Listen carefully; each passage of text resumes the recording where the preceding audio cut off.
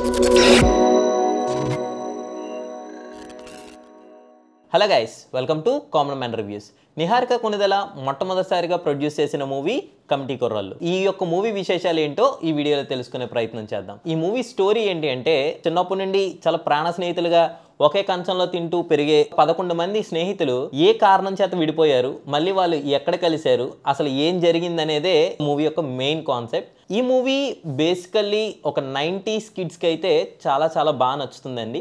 ఎందుకంటే ఈ మూవీ ఒక నాస్టాలజిక్ ఫీలింగ్ని క్రియేట్ చేసింది.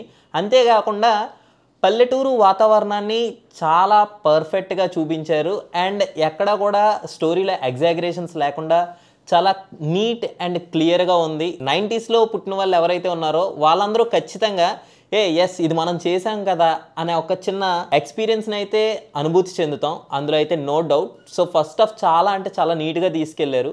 ఇందులో ఉన్న 11 మంది కూడా వాళ్ళ క్యారెక్టర్లో కొత్త వాళ్ళు అనేలా కాకుండా ఒక రియల్ పాత్రలు యాక్ట్ చేస్తే ఏ విధంగా ఉంటుందో ఆ విధంగా యాక్ట్ చేశారు. సెకండ్ హాఫ్ ఎందుకో కొంచెం ల్యాగ్ చేశారేమో అనిపించింది. ఆ ఊర్లో ఒక జాతర జరుగుతున్నప్పుడు మళ్ళీ అక్కడి నుండి ఎలక్షన్స్ ఇలాంటి టాపిక్స్లోకి తీసుకెళ్లారు.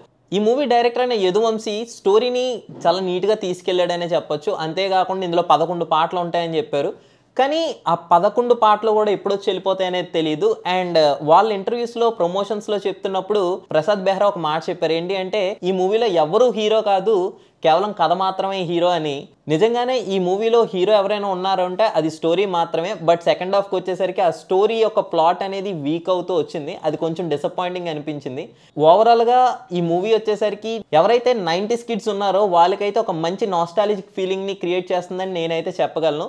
అండ్ మోర్ ఓవర్ వీకెండ్కి అయితే ఫ్యామిలీస్తో వెళ్ళి చూడదగ్గ మూవీ అనండి. ఖచ్చితంగా వెళ్ళి చూసేయండి. ఇటువంటి హానెస్ట్ అండ్ జెన్యూన్ రివ్యూస్ కావాలనుకుంటే మా ఛానల్ని సబ్స్క్రైబ్ చేయండి. అంతేకాకుండా మీ ఫ్రెండ్స్ అండ్ ఫ్యామిలీకి కూడా షేర్ చేయడం మాత్రం మర్చిపోకండి. Thank you.